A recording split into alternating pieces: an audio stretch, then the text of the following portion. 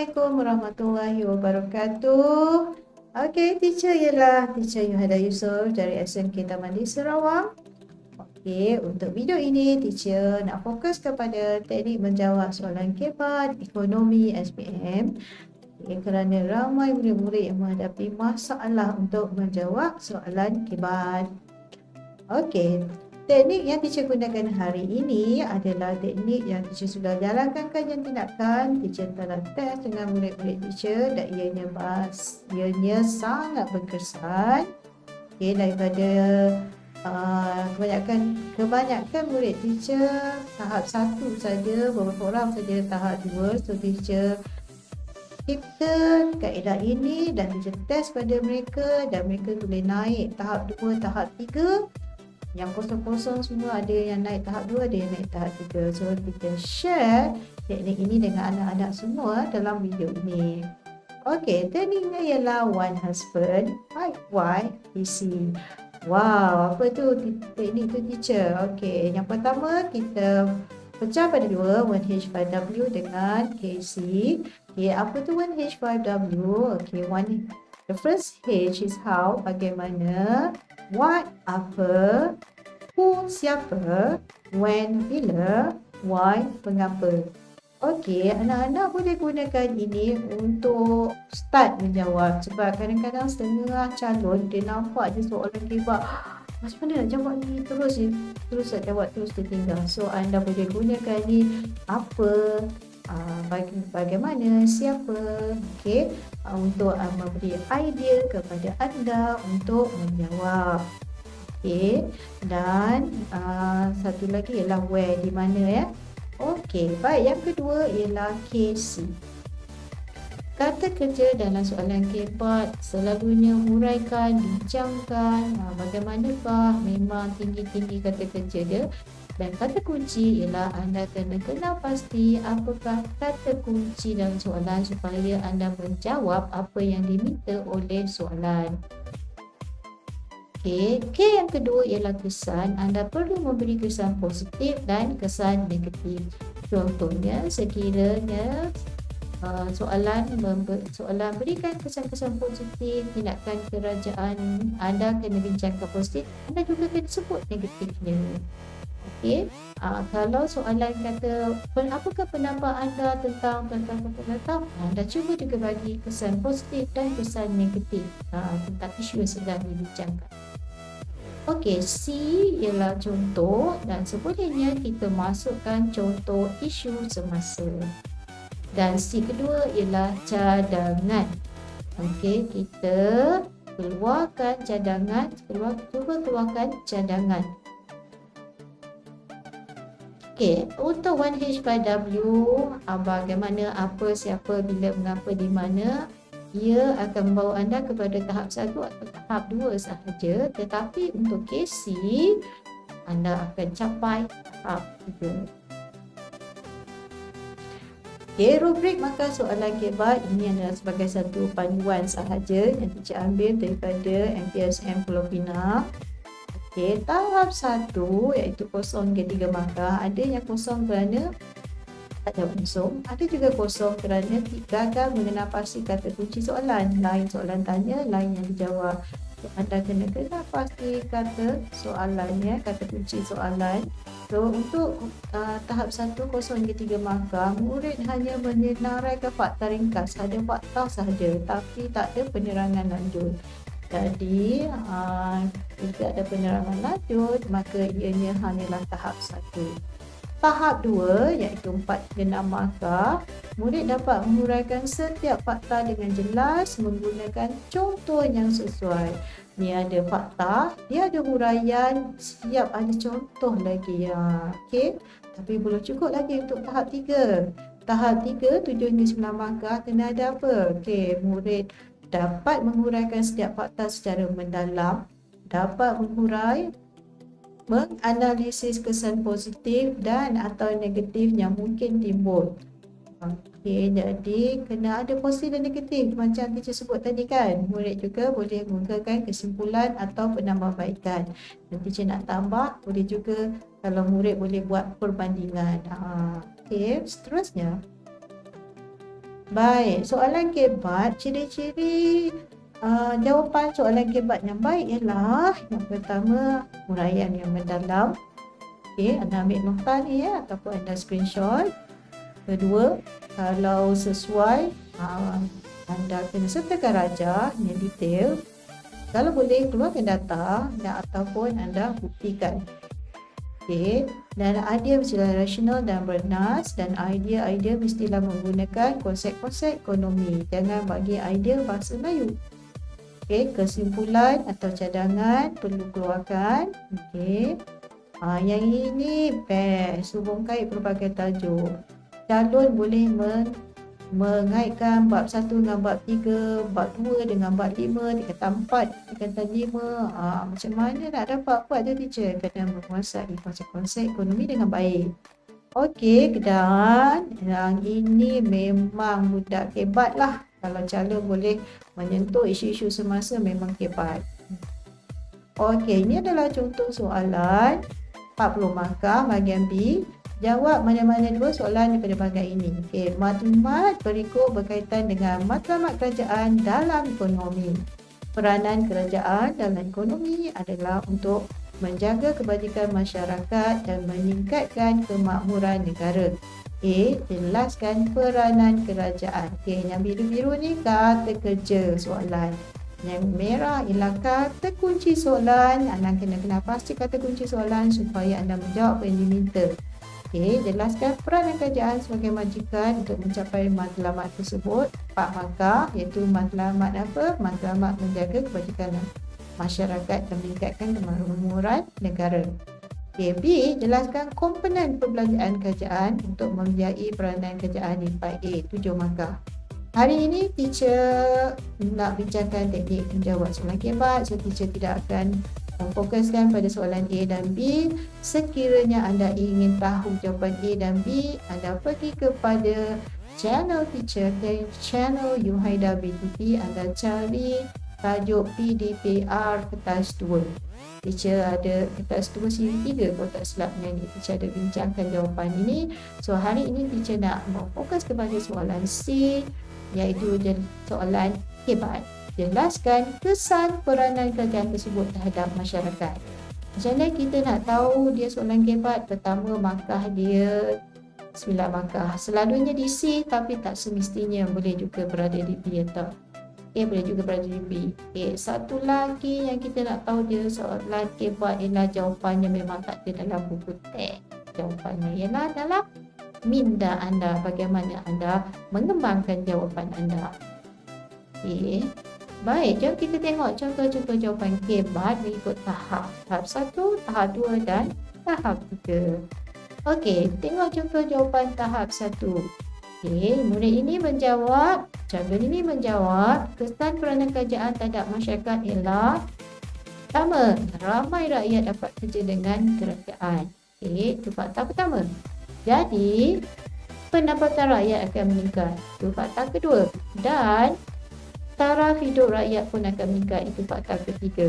Tetapi ketiga-tiga fakta tidak ada penerangan lanjut. Okey, jadi apabila fakta saja, walaupun anda bagi 20 fakta, maka maksimum anda adalah 3. Okey, ya, jawapan terlalu ringkas, fakta saja, tiada penerangan lanjut. Itu adalah jawapan tahap 1. Baik, contoh jawapan tahap 2. Kesan peranan kerajaan terhadap masyarakat ialah pertama, ramai rakyat yang mendapat pekerjaan sebagai kaki tangan kerajaan. Ini adalah peranan kerajaan sebagai majikan, kan? Okey, so apakah penerangan yang diberi oleh calon ini? Ini akan membantu mencapai objektif makroekonomi negara. Okey, dia kaitkan dengan objektif makroekonomi negara, iaitu guna tenaga penuh. Okey, pihak swasta tidak berupaya memberi jumlah pekerjaan sebanyak kerajaan tawarkan. Apabila ramai rakyat dapat kerja, kuasa beli rakyat akan meningkat. Okey, itu fakta kedua, kuasa beli rakyat akan meningkat. So, apakah pengembangan dia? Okey, jadi kita guna keyword kesan untuk kembangkan jawapan. Okey, kuasa beli rakyat akan meningkat. So, apa kesan dia? Maka permintaan pasaran juga akan meningkat. So apa lagi kesannya? Kalau pasaran meningkat, apa kesannya? Firma akan dapat meningkatkan saiz operasi kerana peningkatan permintaan. Okey, itu diambil sebagai faktor ketiga. So macam mana nak kembangkan? Firma juga, so apa kesan dia apabila firma akan dapat meningkatkan saiz operasi? Okey, firma juga akan menambah bilangan pekerja untuk menampung permintaan yang tinggi. Okey, so kita guna perkataan kesan untuk menjawab. Okay. Firma juga akan menambah bilangan pekerja untuk menampung permintaan yang tinggi. Maka lebih ramai rakyat yang akan dapat pekerjaan, sekaligus peratus pengangguran juga akan menurun. Okey, so KDNP negara juga akan meningkat apabila firma membesarkan atau meningkatkan operasi mereka. Wah, teacher, canggih jawapan ni. Tapi kenapa tahap 2 saja? Okey, kenapa tahap 2 saja? Pertama, ini betul fakta dan huraiannya jelas, huraiannya agak mendalam. Ada contoh yang diberi, tapi pandangannya satu sisi saja, tak ada positif negatif ataupun pandangan dari satu sudut ini dan sudut sana. Okey, lepas tu dia ada kesan negatif yang diberikan, dia ada kesimpulan atau cadangan atau penambahbaikan. So jawapan ini hanya layak untuk tahap 2. Macam mana teacher nak jawab tahap 3? Okey, kita tengok macam mana nak jawab tahap 3. Okey, ini adalah contoh jawapan calon. Okey, sampai satu kertas kajang dia jawab. Teacher tak menggalakkan sampai satu kertas kajang sebab kita kena target masa kita kan, takut terlebih. Tapi yang hari ni teacher tunjuk sampai satu kertas kajang sebab teacher nak tunjuk, nak bagi idea macam mana kita nak kembangkan minda kita untuk menjawab soalan hebat. Sebenarnya 2 perenggan tu dah cukup dah, tapi teacher nak tunjuk ni supaya nak tengok macam mana kita kembangkan idea. Okey, ini close up perenggan pertama dan kedua supaya lebih nampak. Okey, kesan peranan kerajaan terhadap masyarakat sangatlah besar. Pertama, kerajaan adalah matikan terbesar. Itu fakta pertama. Sebagaimana calon ini menguraikan fakta pertama ini, ramai rakyat bekerja sebagai kaki tangan awam. Contohnya, ada lebih 500,000 guru di Malaysia, 1.5 juta. Okay, dia ada contoh. Dia ada data. Siapa yang dia buat tu, dia ada contoh, dia beri contoh dan dia beri data. Belum lagi jawatan lain, pendapatan yang diterima oleh rakyat sebagai kaki tangan kerajaan akan meningkatkan pendapatan dan kuasa beli rakyat. Okey, ini kita ambil sebagai fakta kedua. So, macam mana nak kembangkan? Kita guna kesan. Bila kaki tangan kerajaan meningkat pendapatan dan kuasa belinya, so apakah kesannya? Ini akan menaikkan taraf hidup rakyat Malaysia. Okay. Seterusnya dia bagi contoh pula. Contohnya apabila berlaku COVID-19, wabak COVID-19, murid ni bijak kerana dia mengaitkan isu semasa iaitu COVID-19. Macam mana nak kaitkan COVID-19 dengan soalan ni, dengan jawapan soalan ni? Okey, pendapatan kaki tangan awam tidak terjejas berbanding dengan kaki tangan swasta yang ramai dibuang kerja. So, apa kesan dia? Kesannya, kita guna perkataan kesan lagi untuk kembangkan jawapannya. Kesannya, semasa COVID-19, ramai peniaga-peniaga industri kecil dan sederhana (IKS) bergantung kepada kuasa beli kaki tangan awam untuk meneruskan kelangsungan perniagaan mereka. So, kat sini kita nampak kesan dia apabila kaki tangan awam tak dibuang kerja kan. So, mereka masih boleh support bisnes-bisnes ini. Okey. Terusnya, kerajaan ialah pengeluar barang awam dan barang sosial. Okey. So, calon ini mengeluarkan satu lagi peranan kerajaan iaitu pengeluar barang awam dan beri contoh sekolah dan barang sosial sebagai sistem pendidikan negara. Okey, peranan ini sangat penting di Malaysia kerana kita mengamalkan sistem ekonomi campuran. Dia keluar pula contoh sistem ekonomi iaitu Malaysia mengamalkan sistem ekonomi campuran. Lepas tu dia bandingkan pula dengan sistem ekonomi di US. Di negara kapitalis seperti US, rakyat tidak Rakyat yang tidak ada insurans tidak dapat menikmati kemudahan perubatan yang baik. Itu dibandingkan dengan sistem ekonomi kapitalis. Ini berbeza di Malaysia, di mana warga negara Malaysia hanya perlu membayar RM1 untuk mendapatkan khidmat kesihatan di klinik-klinik kesihatan atau hospital kerajaan. Nasib rakyat Malaysia terbela berbanding rakyat US. So, apa yang calon ini buat? Bila dia buat perbandingan antara sistem ekonomi, ini menunjukkan kematangan pemikirannya. So ini adalah antara contoh-contoh cara nak kembangkan. Baik, dua perenggan ni pun dah lebih dari cukup untuk dapat 9 markah. Tetapi teacher nak tunjuk hari ini bahagian kedua jawapannya, iaitu perenggan ketiga dan keempat. Kalau tengah exam tak perlulah tulis panjang-panjang macam ni, takut sempat untuk soalan lain kan. Tapi untuk video ini teacher nak tunjukkan supaya nak memberi idea kepada calon-calon semua bagaimana kita nak kembangkan jawapan yang keempat ni. Okay. Kerajaan Malaysia juga mengawal harga barang. Barang keperluan. So ini adalah peranan kerajaan kan. Lebih baik lagi kalau cara ni boleh tulis untuk mencapai objektif makroekonomi iaitu kestabilan harga. Selit kan tu. Okay, apa dia barang-barang keperluan seperti tepung, ayam, telur, minyak masak dan lain-lain. Okay. Dengan menetapkan harga shilling maksimum yang mampu milik. Okay, yang biru tu penerangan dia merah. Okay, so tetapkan harga shilling. Shilling tu maknanya harga maksimum. Contohnya, bagi contoh pula. Okay, contohnya kerajaan Malaysia baru menurunkan harga pelitup separuh muka 3 lapis kepada maksimum RM1 mulai 1 November. So kali ini ingat fakta ni, mungkin anda boleh guna dalam SPM nanti untuk keselamatan dan memaksimumkan kesejahteraan rakyat. Okay, ini motif kerajaan kan. Ini cara dia kembangkan. Bagi negara kapitalis seperti US, rakyat akan merasai banyak kesan negatif kerana banyak kebajikan rakyat miskin tidak terjaga. So ini cara calon ini nak berikan juga kesan negatif, tapi bukan di Malaysia tapi di sistem kapitalis seperti US. Bagus calon ini. Kerajaan juga menyelia. So calon ini telah buat perbandingan antara sistem ekonomi di Malaysia iaitu campuran dan sistem ekonomi kapitalis. Seterusnya, kerajaan juga menyelia externality negatif. Ini satu lagi peranan kerajaan. Itu banyak cara anda boleh jawab. Itulah seronoknya soalan keempat. Kita tak terikat kan. Contohnya isu pencemaran air di Lembah Kelang kebelakangan ini.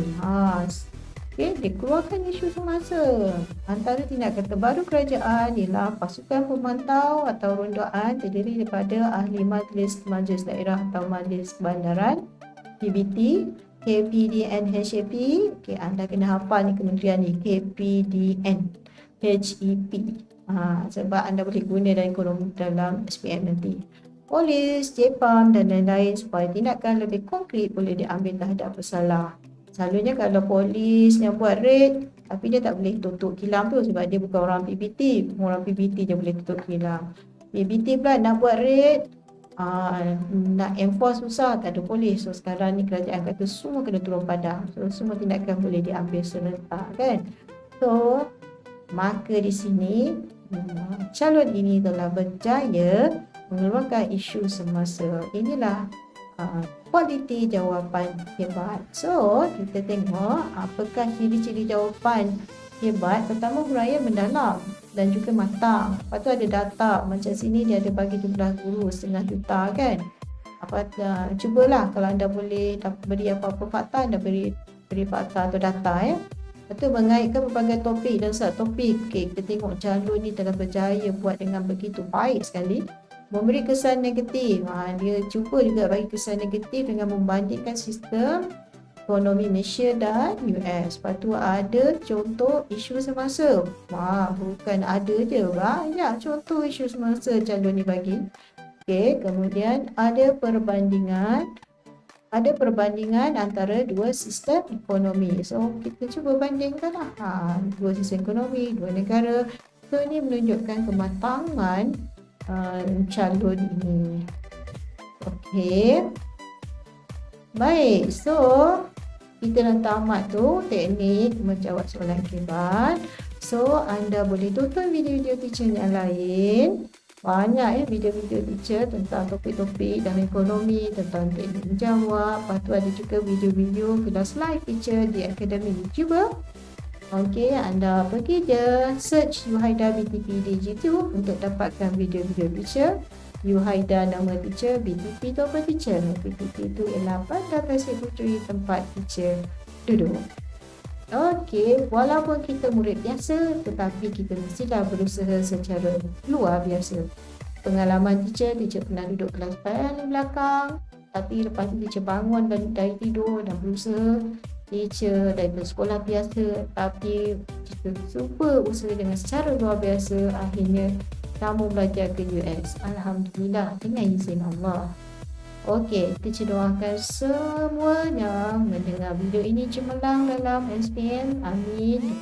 Okey, aminkan doa teacher, semoga semua cemerlang dan SPM. Amin. Okey, dan terima kasih kerana menonton video ini. Dan jangan lupa subscribe teacher, okey, dan tekan loceng supaya anda dapat video-video terbaru teacher. And last sekali kita nak cakap, kita sayangkan anda semua dan teacher doakan yang terbaik untuk anda dalam SPM nanti. Baik, itu saja daripada teacher. Assalamualaikum warahmatullahi wabarakatuh. Terima kasih kerana menonton.